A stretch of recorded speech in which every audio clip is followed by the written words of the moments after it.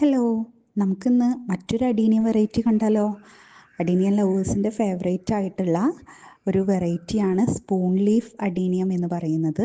നല്ല ഭംഗിയുള്ള ലീഫാണ് ഈ ഒരു സ്പൂൺ ലീഫ് വെറൈറ്റിക്ക് ഉള്ളത്. ശരിക്കും ഒരു സ്പൂണിൻ്റെ ഷേപ്പുള്ള ലീഫാണ്.